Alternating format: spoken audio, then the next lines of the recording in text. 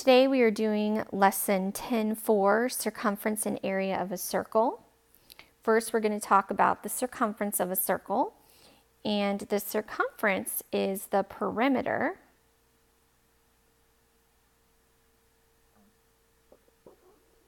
of a circle. So that perimeter would be this part all around the circle. So it has a special name when we're talking about circles. It is called a circumference. So the circumference is that perimeter. And you will use this formula here. It says circumference equals pi times the diameter. Well, if you remember, pi equals 3.14, and your diameter is this line that crosses through that center of your circle. It goes from one side to the other. That is a diameter of a circle. We also have the area of a circle. The area of a circle is pi r squared. R is the radius. So our radius goes from our center over here to the side. That would be considered a radius of a circle. And in order to find the area, you'll be finding the area of the entire inside of that circle.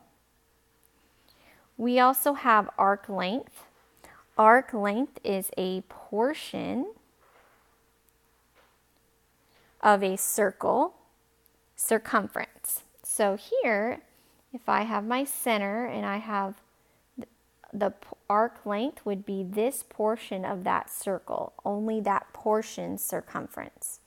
So you have a formula which is arc length is the fraction of a circle times the circumference, so whatever that fractional part is, times the whole entire circumference or perimeter of the circle. We also have area of a sector. The area of a sector is a portion of the circle area.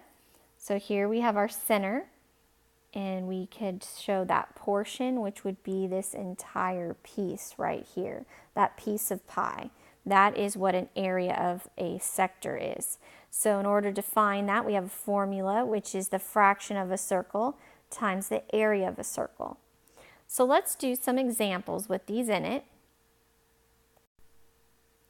Example number 1 says, find the circumference of the circle with the given diameter or radius.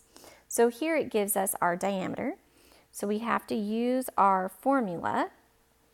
We are going to use circumference equals d times pi, or pi times d.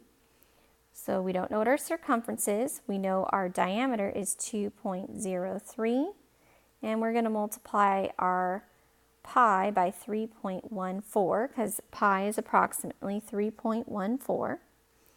When we do that, we get approximately 6.4 meters.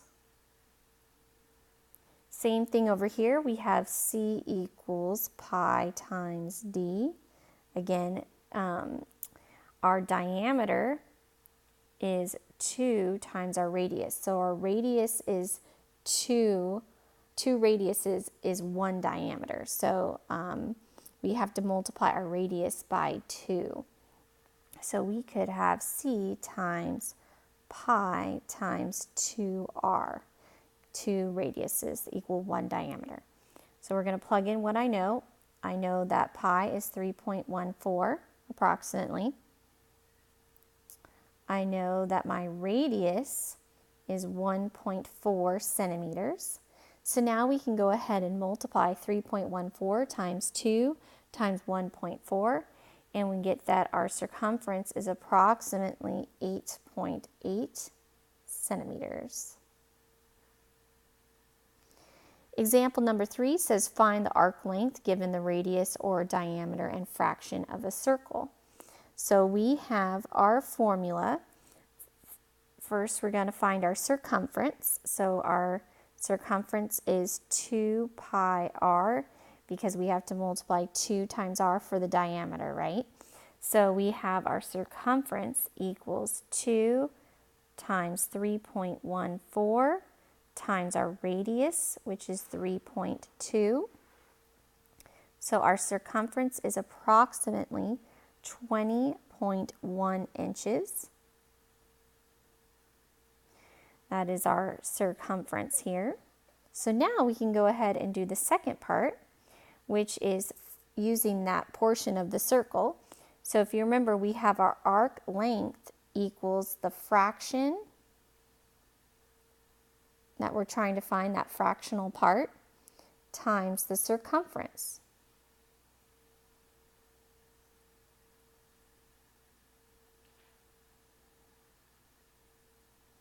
So we're going to have our arc length equaling our fraction, which is 3/4, times our circumference, which we found was 20.1.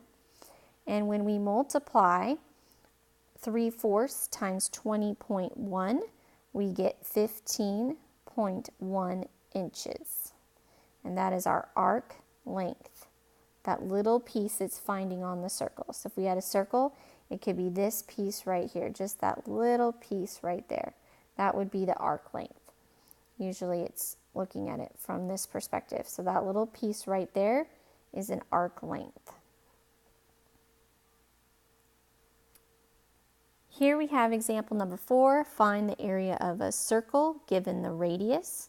Find the radius of a circle with the given area. Example number 4 says that r equals 5. So we can go ahead and use our formula for the area of a circle, which is pi r squared. We'll plug in 3.14 for our pi. R is 5 squared.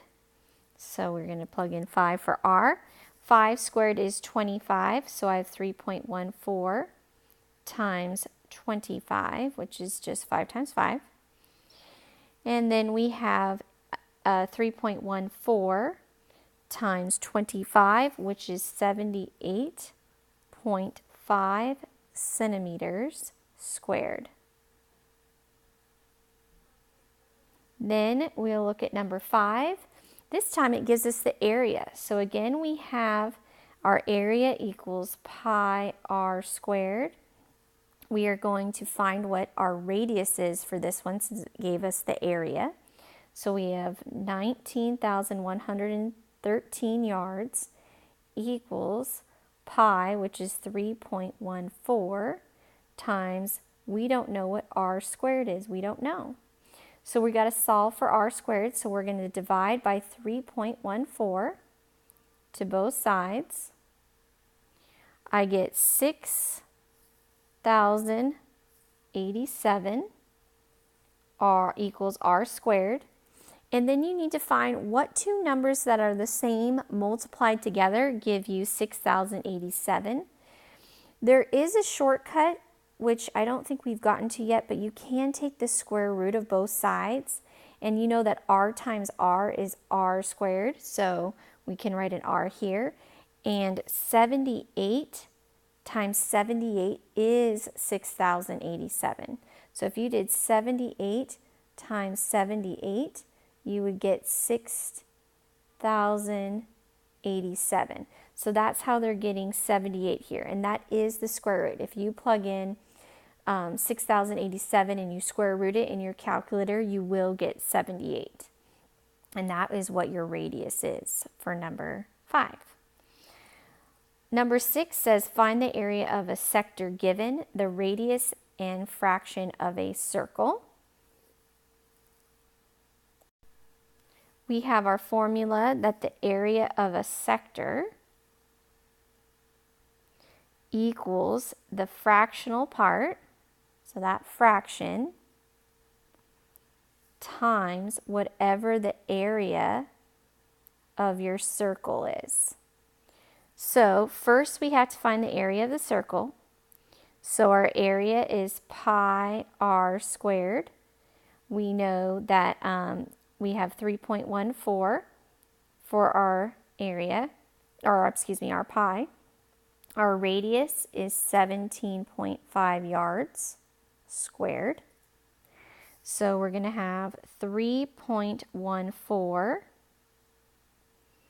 times 17.5 squared, which is 306.25. 306.25 times 3.14 gives us an area of 961.6.